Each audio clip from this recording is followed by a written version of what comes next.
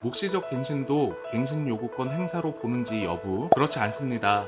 개정 법률에 따른 계약 갱신 요구권 행사에 명확한 의사표시를 하는 경우로 판정됩니다.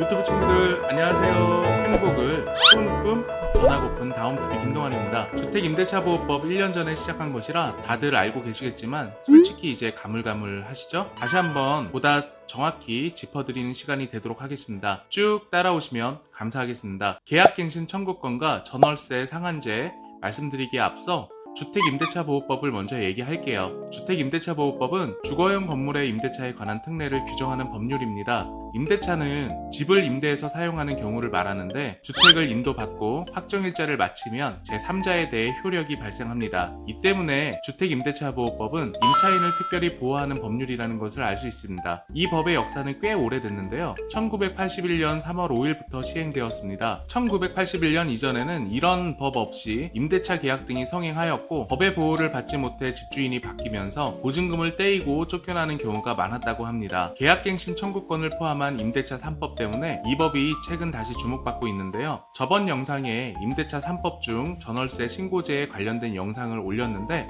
오늘은 계약갱신 청구권과 전월세 상한제가 무엇인지에 대해 알아보도록 하겠습니다.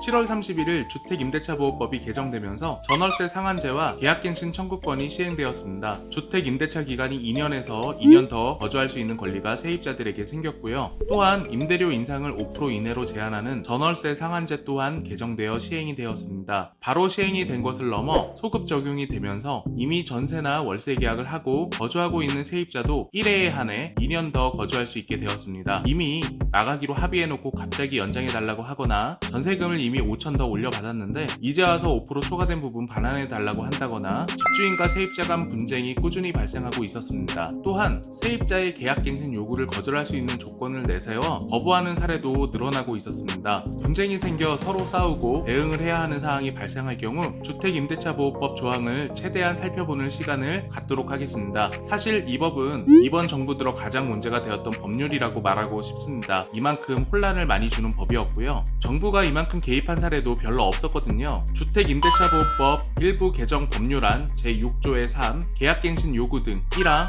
제6조에도 불구하고 임대인은 임차인이 제6조 1항 전단의 기간 이내에 계약갱신을 요구할 경우 정당한 사유 없이 거절하지 못한다. 다만 다음 각호의 어느 하나에 해당하는 경우에는 그러하지 아니한다. 전단의 기간은요. 임대차 기간이 끝나기 6개월 전부터 1개월 전까지 기간에 청구하는 내용을 의미하며 2020년 12월 10일 이후에 최초 계약을 체결하거나 갱신된 계약부터는 6개월 전부터 2개월 전으로 변경됩니다. 임차인이 2년 더 거주할 수 있게 해달라는 계약갱신 청구권을 거절할 수 있는 사유로 많은 분쟁이 발생하고 있는 만큼 꼼꼼하게 살펴보면요. 1. 임차인이 2기의 차임액에 해당하는 금액에 이르도록 차임을 연체한 사실이 있는 경우 여기서 2기란 월세를 2번 이상 연체되었을 때를 뜻합니다. 연속해서 2번은 아니고요. 예를 들어 월세가 80만원인데 6월에 80만원을 내지 않고 7월부터 10월까지 각각 80만원을 내고 10월부터 40만원만 내고 11월에 또 40만원만 냈다면 총 160만원을 연체한 것으로 2기의 차임에 해당된다고 할 수 있습니다. 그래서 계약갱신 청구권을 발동하려면 임차인은 2기 이상 차임 연체가 되지 않도록 각별히 신경을 써야 합니다. 2. 임차인이 거짓이나 그 밖의 부정한 방법으로 임차한 경우 3. 서로 합의하여 임대인이 임차인에게 상당한 보상을 제공한 경우 4. 임차인이 임대인의 동의 없이 목적주택의 전부 또는 일부를 전대한 경우 사항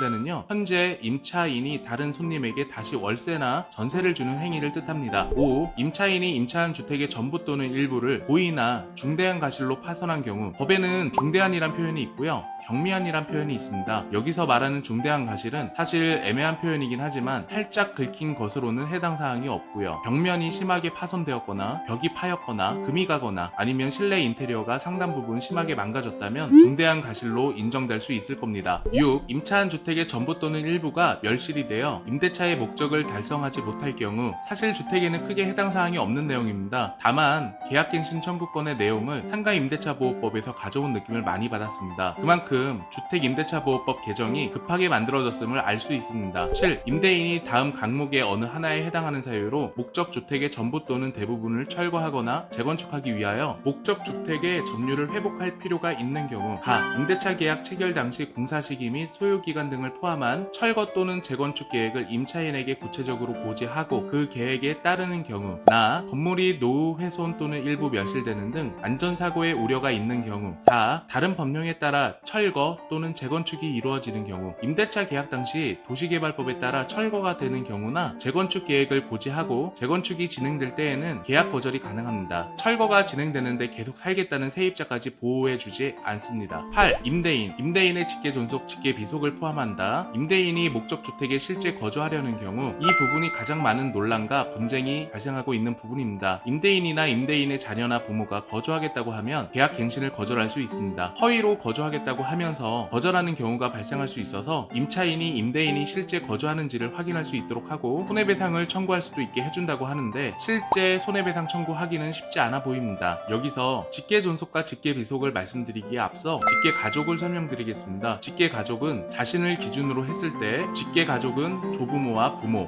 그리고 자녀 및 손자까지 모두 포함이 되어 있는 가족관계를 이야기합니다. 여기서 위에 자리한 친족들은 존속이라는 명칭을 사용하고 아래에 자리한 친족들은 비속이라고 이야기를 합니다. 따라서 직계존속은 부모님 및 조부모를 뜻하는 것이며 직계비속인 경우 자식의 관계를 이야기합니다. 여기서 사촌 형제 그리고 형제와 자매의 경우 혈연 관계 내에 포함은 되지만 직계존속, 직계비속 범위 내에서는 제외되기 때문에 이 점도 꼭 체크해 보시기 바랍니다. 9. 그 밖에 임차인이 임차인으로서의 의무를 현저히 위반하거나 임대차를 계속하기 어려운 중대한 사유가 있는 경우 이렇게 1항의 9개 호에 대하여 살펴보았는데요. 해당이 되면 집주인은 세입자의 계약갱신 요구를 거절할 수 있습니다. 아직 1항밖에 안 했습니다. 6항까지 추가 내용 빠르게 설명하겠습니다. 2항 임차인은 제1항에 따른 계약갱신 요구권을 1회에 하나여 행사할 수 있다. 이 경우 갱신되는 임대차의 존속기간은 2년으로 본다. 3항 갱신되는 임대차는 전 임대차와 동일한 조건으로 다시 계약된 것으로 본다. 다만 차임과 보증금은 제7조의 범위에서 증감할 수 있다. 7조는요 차임 등의 증감 청구권이라고 합니다. 무조건 5%로 아시는 분이 계신데요. 만약 지방자치단체가 조례에서 5% 이내로 정할 경우 그에 따라야 합니다. 1년마다 올려서 받을 수 없습니다. 1년 계약을 해도요 임차인은 2년을 주장할 수 있기 때문에 2년 동안은 임대료를 올릴 수 없습니다. 하항 제1항에 따라 갱신되는 임대차의 해지에 관하여 제6조 2를 준용한다. 5항 임대인이 제1항 제8호의 사유로 갱신을 거절하였음에도 불구하고 갱신 요구가 거절되지 아니하였더라면 갱신되었을 기간이 만료되기 전에 정당한 사유 없이 제3자에게 목적주택을 임대한 경우 집주인이 거주를 하겠다고 해서 세입자의 갱신 요구를 거절해놓고 다른 세입자를 구해서 넣었을 경우 손해배상 청구가 가능하다는 내용입니다. 6항 제5항에 따른 손해배상액은 거절 당시 당사자 간의 손해배상액의 예정에 관한 합의가 이루어지지 않은 한 다음 각 호의 금액 중 큰 금액으로 한다. 1. 갱신 거절 당시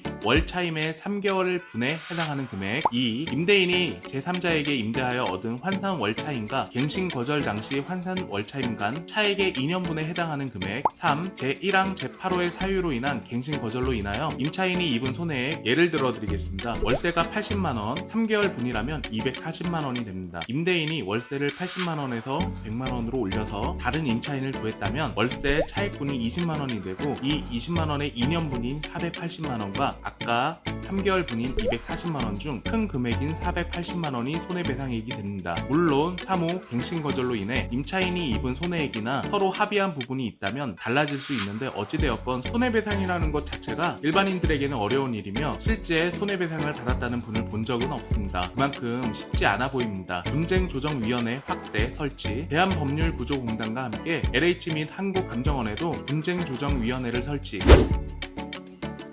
계약갱신 요구권은 최초 2년 그리고 추가로 2년을 연장할 수 있기 때문에 4년의 거주기간이 보장된다고 보시면 됩니다. 1회에 한해 계약갱신 요구권을 쓸 수 있으며 예외사항이 있습니다. 예외사항으로는 2기의 차입액에 해당하는 금액이 연체되는 경우, 임차인이 부정한 방법으로 임차한 경우, 임대인이 상당한 보상을 제공한 경우, 임차인이 임대인의 동의 없이 타인에게 전대한 경우, 임차인이 주택 일부나 전체를 본인 과실로 파손한 경우, 건물이 노후 훼손 또는 일부 멸실되는 등 안전사고의 우려 우려가 있는 경우, 다른 법령에 따라 철거 또는 재건축이 이루어지는 경우, 임대인 포함 직계 존비속이 직접 거주를 하는 경우 이에 대해 거부를 할 수 있습니다. 임대인이 직접 거주한다고 하고 제3자에게 다시 임대를 주었을 경우 임차인은 손해배상 책임을 물을 수 있습니다. 전월세 상한제는 1년 이내 다시 올릴 수 없으며 5% 이내로 정합니다. 지방자치단체가 조례에서 5% 이내로 정할 경우 그에 따라야 합니다. 주택 임대차 보호법 관련 상담 연락처입니다. 잘 보시고 캡처, 찰칵해서 하시고요. 마지막으로 많이들 물어보시더라고요. 복지적 갱신도 갱신 요구권 행사로 보는지 여부. 그렇지 않습니다. 개정 법률에 따른 계약 갱신 요구권 행사에 명확한 의사표시를 하는 경우로 한정됩니다. 예를 들어 드리겠습니다. 임차인 각각 임대인 을이 17년 9월부터 19년 9월까지 최초 전세 계약을 맺었고 묵시적으로 19년 9월부터 21년 9월까지 갱신된 경우에도 임차인 각각 임대인 을에 대하여 계약갱신 요구권 행사가 가능합니다. 또 교통부에서 설명 자료를 발췌했습니다. 영상 재밌게 유익하게 시청하셨다면 구독, 좋아요 눌러주세요. 감사합니다. 이상 다음TV 김동환이었습니다.